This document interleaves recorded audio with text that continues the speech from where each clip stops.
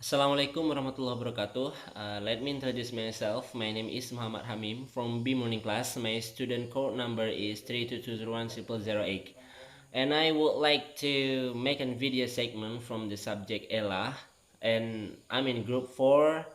The material is psycholinguistic aspect of interlanguage and linguistic aspects of interlanguage. First is I would like to explain psycholinguistic aspect of interlanguage. Definition: psycholinguistic or psychology of language is the study of the psychological and neurological factors that enable human to acquire, use, comprehend, and produce language. Psycholinguistic is the study of mental structures and process involved in the acquisition and use of language. In other words, psycholinguistic adalah studi tentang struktur mental dan proses yang terlibat dalam perolehan dan penggunaan bahasa. The first is the first transfer, language transfer, or also known as the first language interference. Linguistic interference and cross meaning refers to speaker or writer applying knowledge from their native language to a second language. So when the relevant unit to structure of both languages is the same, language interference can result in correct language productions called positive transfer, and negative transfer occurs when speakers and writers transfer item and structure that are not the same in both language.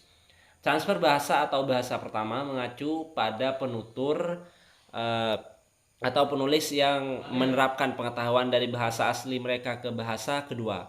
Struktur yang relevan dari kedua bahasa itu sama, yaitu transfer positif dan transfer negatif. Interferensi linguistik dapat menghasilkan produksi bahasa yang benar yang disebut transfer positif. Transfer negatif terjadi ketika penutur dan penulis mentransfer item dan struktur yang tidak sama dalam kedua bahasa. The next is the role of consciousness in second language acquisition. Second language learners, especially adults, seem to have worked hard and study the language consciously in order to success. Artinya dalam proses pemindahan bahasa, target pemindahan bahasa harus sadar betul bahwa kesuksesan proses bergantung terhadap kemauan dan usaha yang akan ditargetkan. Secara sadar penuh bahwa pengetahuan yang didapat dari luar proses pemindahan bahasa dengan pengetahuan yang didapatkan itu sendiri dapat dipindahkan bahasa dalam seleraskan dengan belajar giat dan sungguh-sungguh.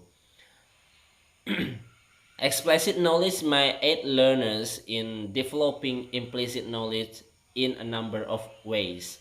The first, explicit knowledge may only convert into explicit knowledge may only convert into implicit knowledge when learners are the right stage of development, yaitu pengetahuan eksplisit hanya dapat diubah menjadi pengetahuan implisit ketika pembelajar berada pada tahap perkembangan yang tepat. And the second is explicit knowledge may facilitate the process by which learners attend to future in input, yaitu pengetahuan eksplisit dapat memfasilitasi proses di mana peserta didik memperhatikan fitur dalam input tersebut.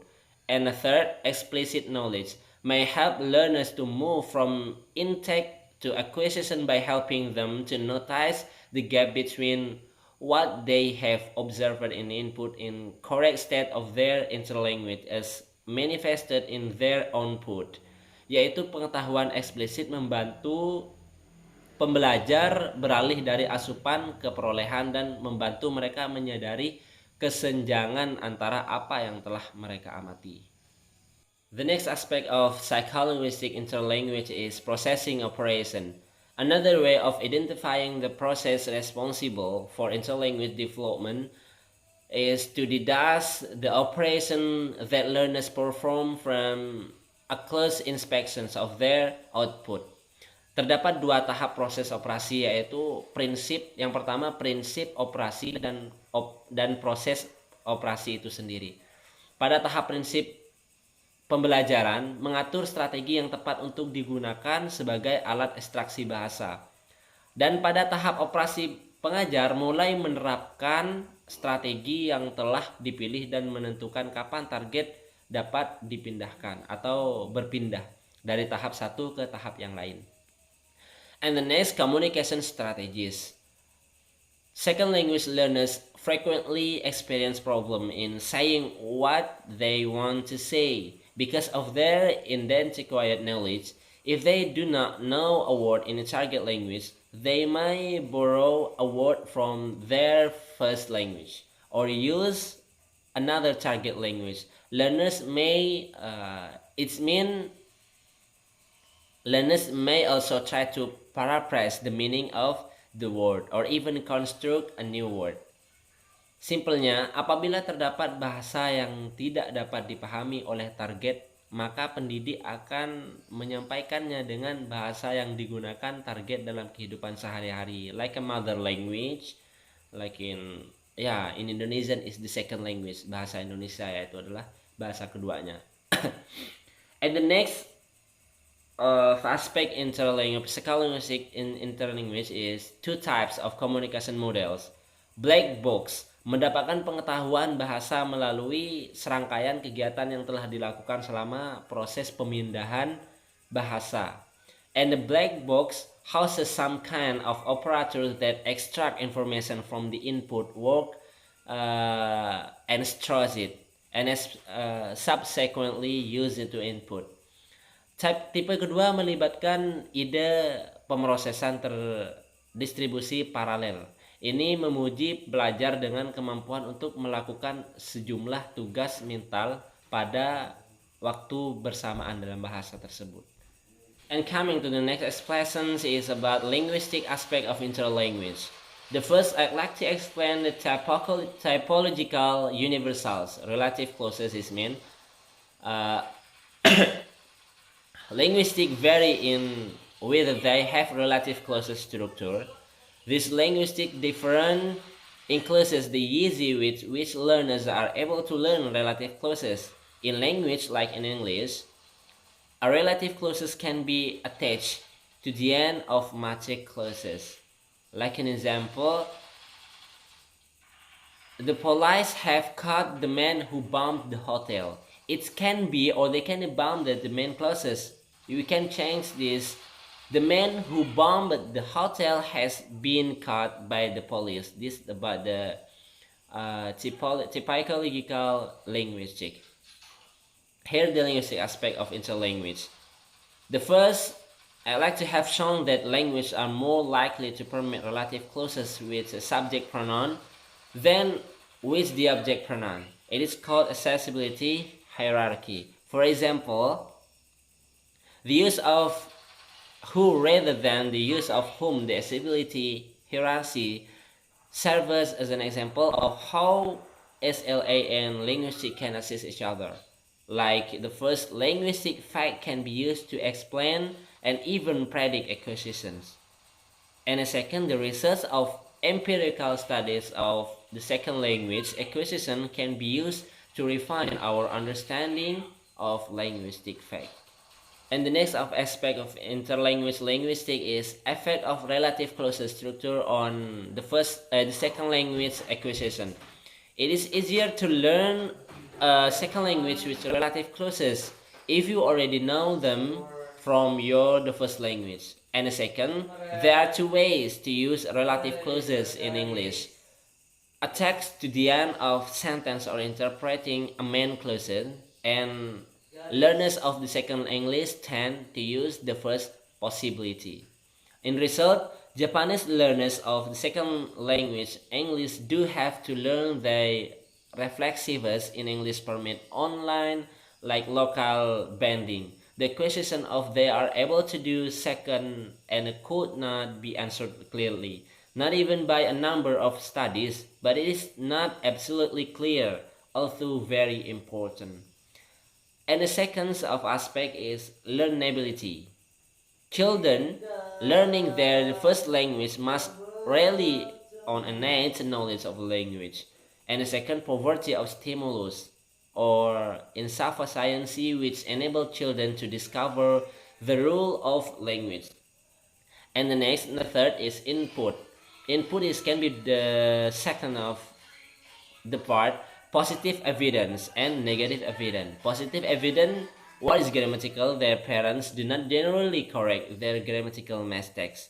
That's the positive evidence. And the negative evidence, what is ungrammatical? That's on point. And the next, the input seriously undermines learners. It doesn't provide the information needed for learners to be successful. And the last, children must have prior knowledge of what is grammatically possibly and impossible, and that is a part of their biological endowment. And the number 4 of aspect interlanguage linguistic is the critical period hypothesis. The first, the critical period hypothesis states that there is period when language acquisition is easy and complete, and beyond which is difficult and incompletement. And the next is people who lost their language capabilities as a result of an incident were able to regain them totally before puberty, but were unable to do some afterwards. The next aspect is hypothesis relative to markedness. The first, the learners acquire less marked structures before more marked ones. And the second, learners are much more likely to transfer unmarked structure from the first language than they are marked structured. And the next, it has been provided that learners are much more likely to transfer unmarked structure from the first language than their marked structures. For example, English construct the sounds tin and din, word indentally tin and din, formally beating and bidding, finally wet and wet. In Germany, however, online constructs these two sound, word indentally and medially. And the last of aspect is cognitive versus linguistic explanations. The first, there is not conscious use of whether the second language, acquisition is to be explained in a term of distance and innate language faculty or in terms of generally cognitive abilities. And the second is allow for modularity, the extensions of different components of language that are learned in different way. Say, we can say the sum of through UG or universal grammar, and other which the existence of general cognitive abilities. Maybe that's all for me. Thank you very much for your attention. Hope you get it and much be understanding and it's be more effectively. Thank you very much for your nice attention. Assalamualaikum warahmatullahi wabarakatuh.